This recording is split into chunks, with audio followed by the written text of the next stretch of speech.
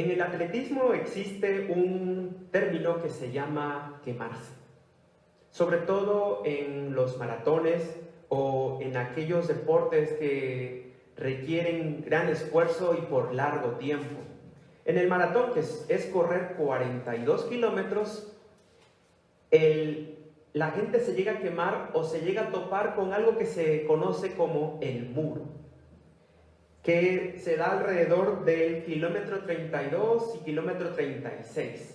Cuando la persona no ha tenido un buen desempeño en el maratón, en esta carrera, ya sea porque comenzó muy rápido, porque no entrenó lo suficiente, porque su cuerpo no está preparado para correr 42 kilómetros, alrededor del kilómetro 32 al 36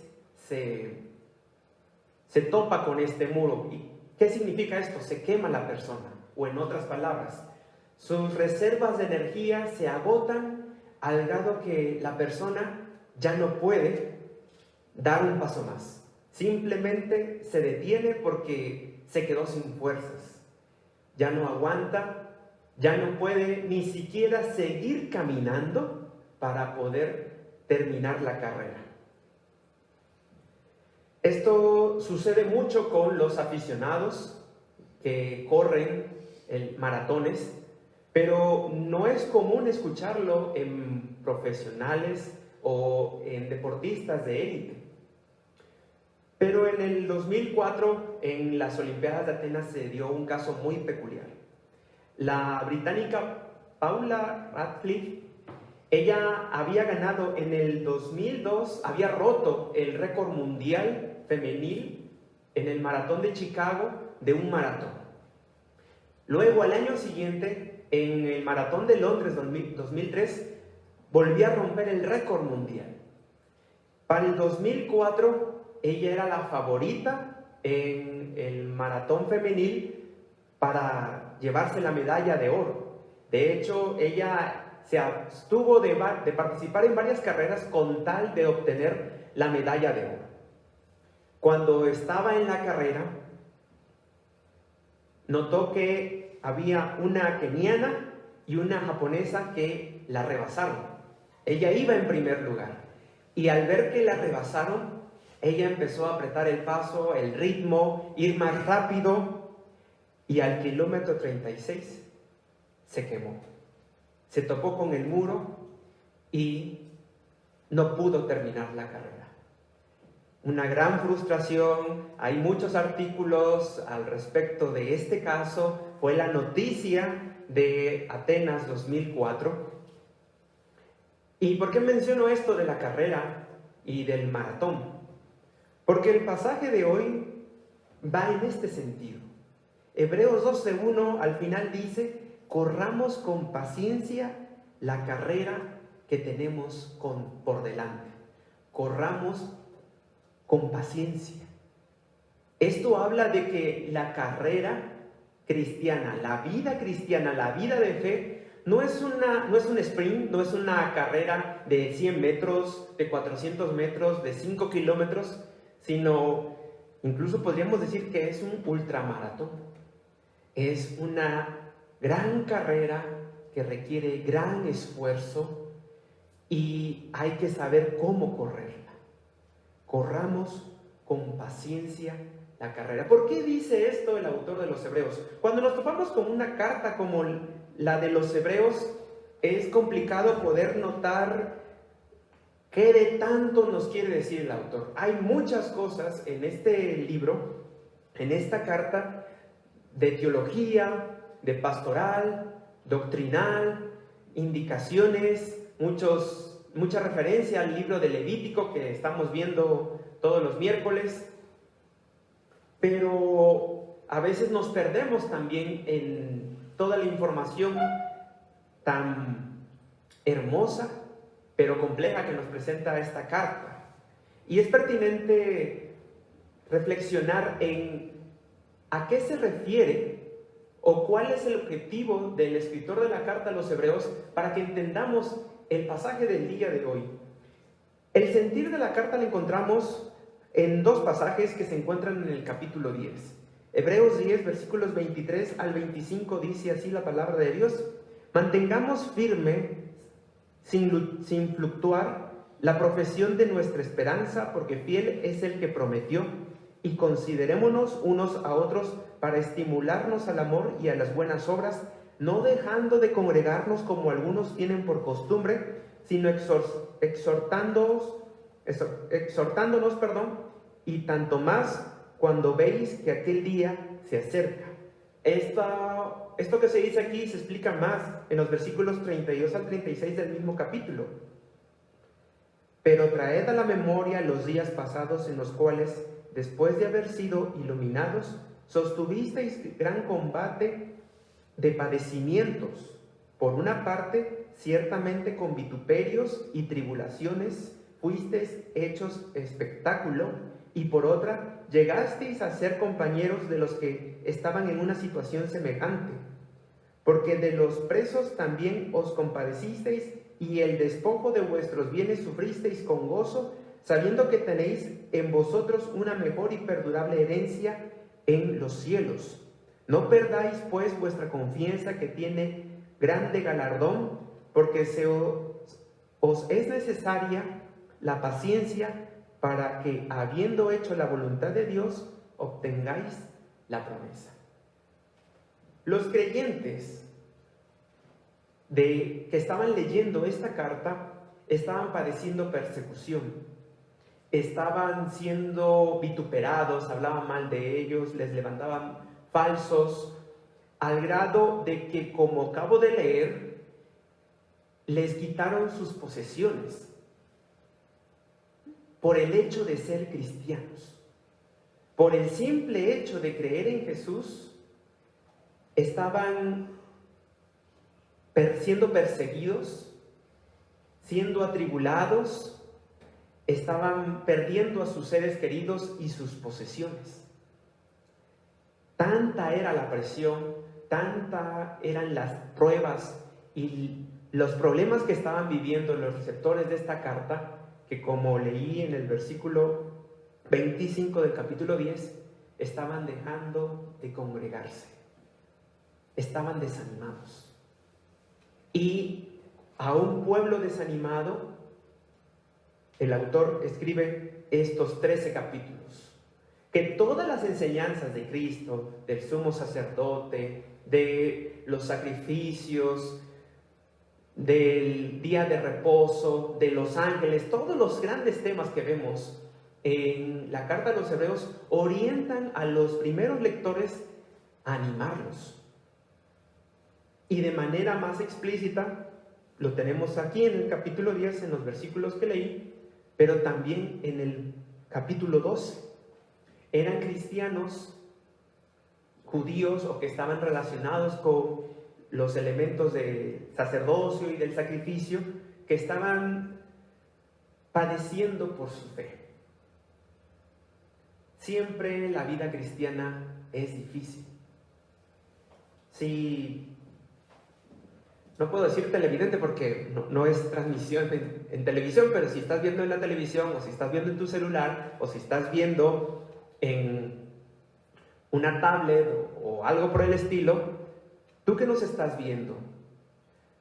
Si te dijeron que la vida cristiana era fácil, yo creo que a estas alturas ya te debiste haber dado cuenta que no es así. Hay muchos problemas. La ventaja es que tenemos esperanza. Pero aún así, cuando los problemas son tantos, llega el momento en que no vemos salida, en que empezamos a perder esa esperanza y en que nos desanimamos. Razón por la cual el autor escribe el capítulo 11. El capítulo 11, que se conoce como los héroes de la fe o el capítulo de la fe, hace un recorrido de todos los grandes personajes de fe desde el comienzo de la historia con Adán y Abel, que son mencionados en los primeros versículos, hasta los receptores, que eran pues estos judíos cristianos que estaban leyendo esta carta. tenemos ahí a Noé, a Abraham, Isaac, tenemos a los jueces, tenemos a David, también tenemos a otros personajes que no se mencionan, mujeres que recibieron, versículo 35 del capítulo 11, a sus muertos, como la viuda de Sarepta, o también la viuda que le resucitó su hijo Eliseo, y personas que han padecido como las del siglo II a.C., que fueron apedreados, aserrados, fueron maltratados, cuando el judaísmo fue perseguido por Antíoco Epifanes IV. Y se llega hasta el versículo 40, que son los receptores de la carta, Hebreos 11, 40. Proveyendo Dios alguna cosa mejor para nosotros, para que no fuesen ellos perfeccionados aparte de nosotros. Ese nosotros es el escritor y los que están leyendo la carta, pero que por fe también tiene que ver con nosotros. Cuando dice el versículo 1, por tanto nosotros también teniendo en derredor nuestro tan grande nube de testigos, esa nube de testigos no es gente en un anfiteatro o en un lugar donde está dándonos aplausos, donde nos está apoyando, sino esa nube de testigos son los personajes que menciona el capítulo 11 de Hebreos, y son aquellos que ya corrieron la carrera. Son personas que incluso, como menciona en el caso de Abraham, de Isaac, de Jacob, no recibieron la promesa, que tuvieron fe, corrieron, perseveraron, pero lo que esperaban no lo recibieron, porque por fe se dieron cuenta de que esta vida no lo era todo. El caso de Abraham es muy peculiar, donde el mismo autor dice que llegó a darse cuenta que la tierra prometida no estaba en este mundo físicamente, sino que era la patria celestial, la nueva Jerusalén. También el autor en el versículo 1 menciona que en esta carrera no podemos desempeñarla viviendo en pecado. Por eso dice: despojémonos de todo peso y del pecado que nos asedia. Imagínense tratar de correr, hacer ejercicio o simplemente caminar trayendo una mochila de piedras. Al poco tiempo de estar caminando, terminaríamos cansados. Hay muchos cristianos que, aunque como ya saben que Cristo murió en la cruz por sus pecados y que son perdonados y que ya son salvos, dicen: Jesús pagó por mis pecados pasados, presentes y futuros, entonces como ya perdonó los futuros, yo puedo seguir pecando. Total, yo tengo fe en que Él ya perdonó esos pecados, por lo tanto puedo seguir mi vida, puedo seguir pecando. Y lo que nos dice el autor a los Hebreos es: con ese peso va a llegar el momento en que vamos a desertar. No vamos a terminar la carrera, porque al final básicamente nos habremos dado cuenta de que realmente no habíamos creído, y por eso continuamos viviendo en pecado, haciendo cosas que desagradan a Dios. Y cuando aquí el autor menciona vivir en pecado, no se refiere a esta condición pecaminosa que todos tenemos, que natural nos sale pecar. Tenemos malos pensamientos, cuando nos damos cuenta ya alzamos la voz, ya hicimos algo de lo cual nos arrepentimos. Es conscientemente, con intención, vivir en pecado. Es decir, yo sé que esto Dios dice en su palabra que está mal, pero aún así lo hago. Yo sé que Dios me ha dicho que perdone a mi enemigo. Lo dice. Incluso que el Padre nuestro dice: perdónanos así como nosotros perdonamos a los que nos ofenden. Y si nosotros no perdonamos a los que nos ofenden, Dios no nos perdonará. Lo sé, pero prefiero no perdonar. No quiero. de mantenernos en una actitud de contumacia, de rebeldía, de sé lo que es pecado y aún así voy a seguir en pecado, o simplemente de no tener ningún remordimiento, ningún sentido de pecado, de juicio, de arrepentimiento, porque hay gente que también se topa con esto del arrepentimiento o del perdonar a alguien y dice, yo sé que Dios dice que debo perdonar o perdonarla, pero no puedo y me siento mal. Ya ahí hay una ventaja, ahí ya el Espíritu Santo está trabajando en el corazón, en la mente, en la persona, haciéndole ver de que no va por buen camino. Pero hay personas que ni siquiera eso tienen, no tienen convicción de pecado, no tienen convicción de que va a haber un juicio, y esa convicción solo la da el Espíritu Santo, ese arrepentimiento solo lo da el Espíritu Santo. Y el autor en el versículo 1 dice, si tenemos esa actitud de pecado, sin arrepentimiento, sin convicción, vamos a desertar.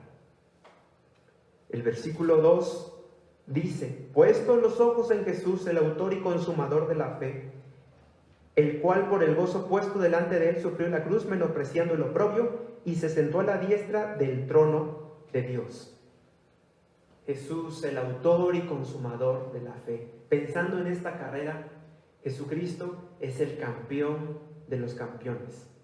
Él tiene la medalla de oro, de diamante, de gemas por excelencia. Él tuvo el mejor récord, el mejor desempeño en la carrera cristiana. Él es nuestro ejemplo. Y cuando dice autor y consumador, también se puede traducir como el iniciador y el perfeccionador de nuestra fe. Es esta idea de Jesús fue el primero en comenzar la carrera. Después vino los héroes de la fe. Ahí está Abraham, ahí está Abel, ahí está Moisés. Pero como Jesús es desde el principio, como Jesús, el Hijo de Dios, es Dios, Él comenzó la carrera desde antes del principio de los tiempos. Y Él la terminó de manera exitosa y perfecta. Él es el iniciador de la carrera. Y cuando menciona el consumador o perfeccionador de nuestra fe, nos invita el autor a que sigamos esos pasos, a que caminemos con Jesús. Y ese caminar con Jesús no es solo hacer las cosas bonitas y agradables que Jesús hacía. Pasaba tiempo con su familia, visitaba, convivía, atendía al enfermo, sino que Jesús también caminó lo que conocemos como el Vía Crucis, el camino a la cruz, un camino de dolores, de sufrimiento, de pena, de sangre. El autor de Hebreos nos dice, sigámoslo allá también. Porque Cristo sufrió por el gozo de nuestra salvación. Así lo dice. El cual por el gozo puesto delante de él sufrió la cruz. Lo que motivó a Jesús a terminar esa perfecta carrera con un perfecto récord, con un perfecto desempeño, éramos nosotros. El gozo de vernos redimidos, salvados, aceptados, amados por Dios. Ese gozo de nuestra salvación. ¿Y cuál fue el premio? ¿Cuál fue esa medalla de oro, de diamante, de gemas? Final del versículo 2. Y se sentó a la diestra del trono de Dios.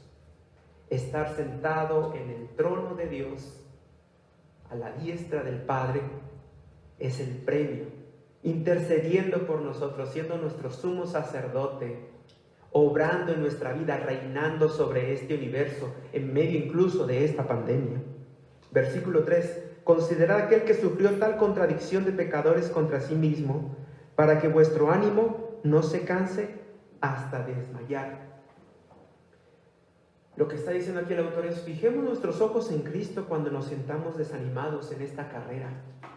En medio de los problemas que estamos sintiendo, en medio de la apatía de quizás ya no orar, ya no seguir las transmisiones, ya no buscar al Señor como antes, en medio de tanto estrés y depresión que hay en este tiempo por el cambio, por la nueva normalidad, en medio de esto podemos poner nuestros ojos en Jesús, porque Cristo corrió la carrera por nosotros, nos tenía en mente, te tenía en mente a ti, y por eso Él dio cada paso hacia la cruz.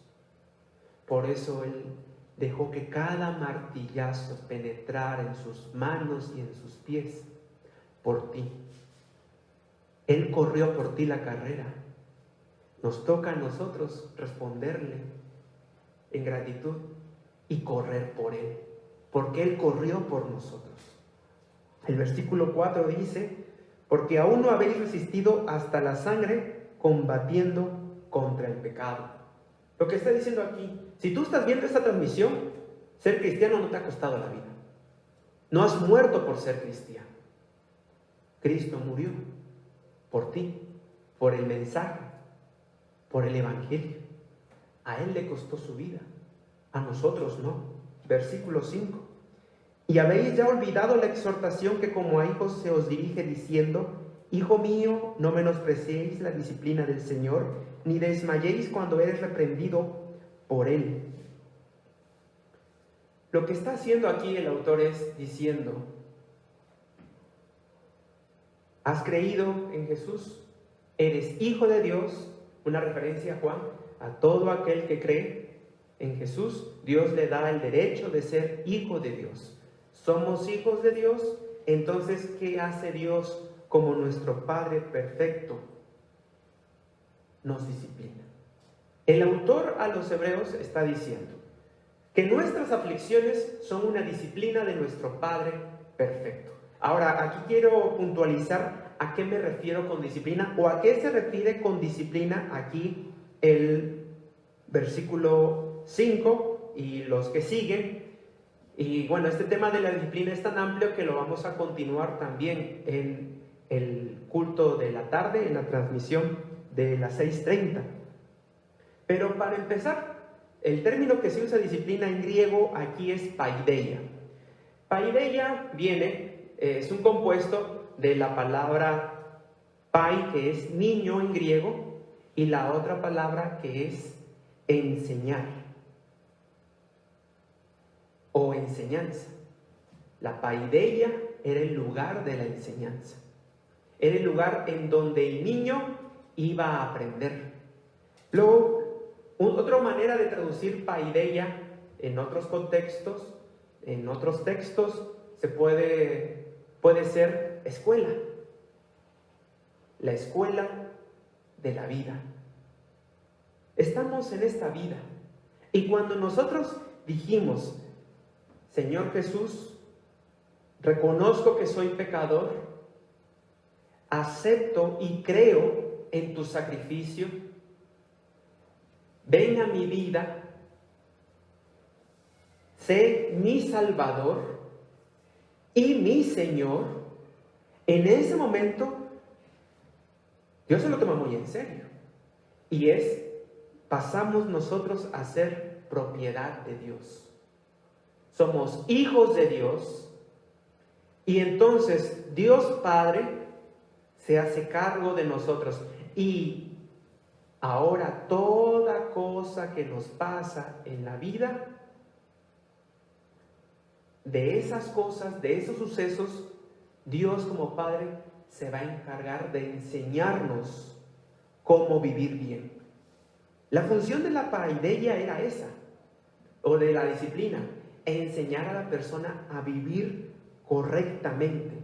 El versículo 6 lo aclara un poquito: porque el Señor al que ama, disciplina y azota a todo el que recibe por hijo. Alguien mencionaría aquí, bueno, pero esto del azote como que es muy problemático. están los derechos humanos, ¿qué va a pasar? Bueno, tenemos el problema con el tema de la disciplina. Y quiero abordar o detenerme un momento aquí. En estos tiempos hay padres, hay familias que no disciplinan a sus hijos, es decir, no los corrigen. Y entonces tienen en un altar, en un trono a sus hijos. Y si el hijo les pide iPad, allá va el iPad. Les pide celular, les dan celular. Que quiere computadora nueva, le dan computadora nueva. Todo lo que diga el niño, se lo dan. ¿Por qué? Porque no vayamos a decirle que no vayamos a corregirlo, ni se diga tocarlo. Una nalgada, no, eso es casi abominación. No se vaya a traumar. Está esa postura ante la disciplina, pero está otra en donde se piensa que hay que castigarlos. Ante cualquier cosa que suceda, hay que dar la corrección con vara, con mano, con puño, e incluso con pie, y que tiene que ser dura.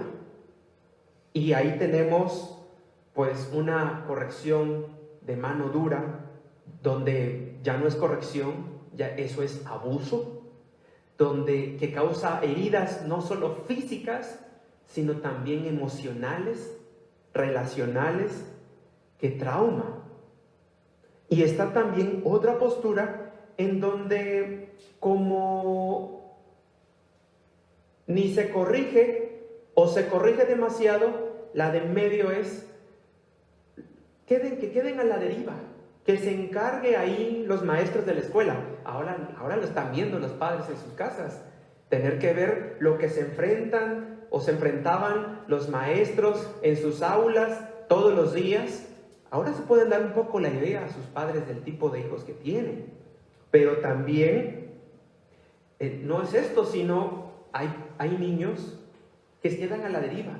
Sus padres están concentrados en obtener dinero, en trabajar, en vivir o sobrevivir en medio de este sistema de opresión, de esclavitud económica que tenemos, de que hay que conseguir dinero, y los niños se quedan abandonados. Los papás están trabajando, mamá trabajando, papá trabajando, y el niño, ¿quién lo educa? ¿Quién lo disciplina? ¿Quién le enseña? El celular, la televisión, Pepa y otros personajes de las redes sociales que le van enseñando cómo vivir. ¿Creen que va a haber un buen resultado de eso? Obviamente no. Gracias a Dios, Dios es perfecto y Él nos enseña el camino. Otro problema que tenemos es que en este tiempo se caracteriza por algo que se llama hedonismo. Un tiempo de placer, de sin dolor, de sentirse lo mejor, no sentirse incómodo, no querer sentir dolor, y por eso no hay vara, por eso no hay azote. Pero el hecho de que nosotros creamos las mentiras de este mundo y no disciplinemos, no corrijamos debida y sabiamente, eso no significa que Dios no lo haga. Dios nos corrige, Dios nos azota, Dios nos muestra el camino. Porque el objetivo de la disciplina es llevarnos a la madurez, aprender a vivir. Y de esto vamos a hablar un poco más en detalle en el sermón de la tarde. Versículo 7. Si soportáis la disciplina, Dios os trata como a hijos, porque ¿qué hijo es aquel a quien el padre no disciplina? Bueno, en estos tiempos hay muchos hijos, hay muchos padres, hijos que no son disciplinados, padres que no disciplinan, y cuando digo disciplinan es enseñarles a vivir, mostrarles el camino de la vida, darles valores. Actualmente hay niños, hay personas que ni saben decir gracias, ni buenas tardes, ni buenos días, ni perdón, no saben qué es esa palabra. ¿Por qué? Porque no hay instrucción. Versículo 8. Pero si se os deja sin disciplina, de la cual todos han sido participantes, entonces sois bastardos y no hijos. La disciplina es necesaria. La disciplina la necesitamos.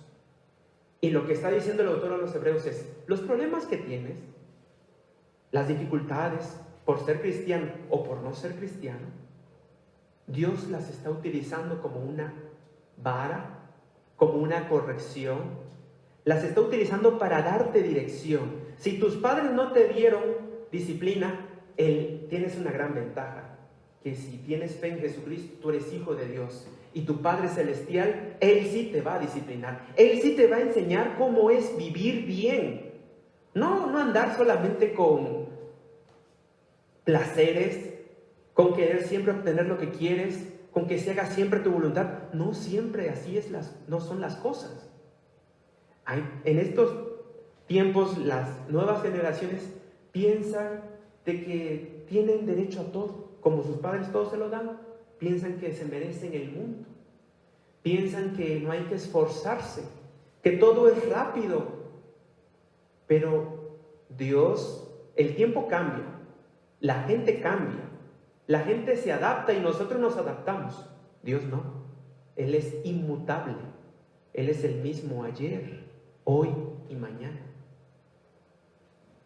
Y si en el siglo I había persecución, tribulación, y eso Dios lo estaba utilizando para moldear el corazón, para moldear el carácter, para enseñarle a sus hijos cómo es realmente ser cristianos, ¿creen que no lo va a hacer con nosotros?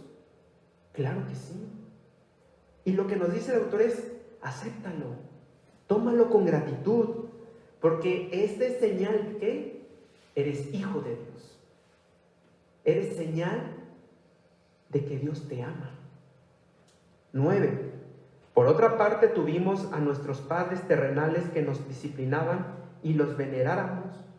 ¿Por qué no obedeceremos mucho mejor al Padre de los Espíritus y viviremos? Cuando dice el Padre de los Espíritus se refiere a nosotros, nuestros espíritus. Es decir, tenemos un Padre perfecto, un Padre que quiere vivificarnos, que nos quiere perfeccionar, que nos quiere ver en el mejor estado. 10. Y aquellos ciertamente por pocos días nos disciplinaban los padres terrenales, como a ellos les parecía, pero para lo que nos es provechoso, para que participemos de su santidad. Dios nos quiere llevar a una vida santa, como la de Él, como la de Cristo. Y haciendo un paréntesis, un anuncio, la santidad es el tema principal del libro de Levítico, el que estamos estudiando los días miércoles, y este miércoles vamos a estudiar de manera muy específica Levítico capítulo 10, versículo 9, y vamos a hablar de las adicciones, tanto en los cristianos como en los no, para que puedan también compartir o comentarles a sus conocidos de este tema que vamos a hablar este miércoles. Versículo 11. Es verdad que ninguna disciplina al presente parece ser causa de gozo, sino de tristeza, pero después da fruto apacible de justicia a los que en ella han sido ejercidos. En otras palabras, la disciplina, la enseñanza u otra manera de entender disciplina es entrenamiento. Los que han ido a un gimnasio, los que han hecho ejercicio de cualquier tipo y que no estaban acostumbrados a hacerlo a esa intensidad, al día siguiente están todos embarados, les duelen las piernas, los brazos, la espalda, dependiendo del ejercicio que hayan hecho, y eso es incómodo. Pero ¿cuál es la recomendación que dan los entrenadores? Sigue, aunque te duela, sigue, porque habrá resultados de eso. Esa es la disciplina que usa el Señor. Aunque veas difícil el problema que estás atravesando, sigue, vas por buen camino. La sección, aunque en nuestras Biblias no sé por qué hacen un corte ahí en el versículo 11, esta sección termina hasta el versículo 13. Versículo 12 dice: por lo cual levantad las manos caídas y las rodillas paralizadas. está haciendo referencia otra vez a la carrera, de que íbamos corriendo, quizás empezamos bien, hablándoles a nuestros conocidos de Cristo, empezamos a llegar a los cultos, viene la pandemia, ya no hay donde congregarse, uno no puede salir, quizás me contagié, he empezado a perder a seres queridos, está el estrés por tantas actividades virtuales, el cansancio, y ya, bajamos las manos, como se dice coloquialmente, tiramos la toalla, se nos cansó la rodilla de tanto correr, y lo que está diciendo el versículo 12 es: ten ánimo. 13. Y haced sendas derechas para vuestros pies, para que lo cojo no se salga del camino, sino que sea sanado. Es decir, tú no eres el único en la carrera. Somos una familia. Somos un cuerpo. Hay muchos cristianos corriendo esta carrera. Y hay unos cristianos que están mejor entrenados que otros. Hay unos que estamos mejor que otros. Y hay otros que están mejor que nosotros. Pero el llamado aquí es: ayudémonos unos a otros. Démonos ánimo unos a otros. Hay algunos que les está costando la carrera. Ayudémoslo a correr la carrera. Quizá alguno ya se desvió. Ayudémoslo a que regrese al camino, a la fe, a Cristo, al Evangelio. Porque ¿qué trae de resultado esto? Sanidad. Final del versículo 13. Hay sanidad cuando nos mantenemos en este camino. Sanidad en nuestra fe, en nuestra mente, en nuestro corazón, en nuestras emociones, en nuestro espíritu. No estamos solos en esta carrera. Tenemos un Padre que también es maestro de una escuela, de la paideia, de la disciplina que nos enseña la vida, pero también tenemos un entrenador que nos pone ejercicios en esta vida, problemas, pruebas que nos duelen, nos cansan, pero que nos dice: otros ya han hecho esto, tú también puedes. Quiere que terminemos la carrera como Cristo. ¿Y saben qué? Cristo terminó la carrera resucitado, un cuerpo nuevo, ascendiendo a los cielos.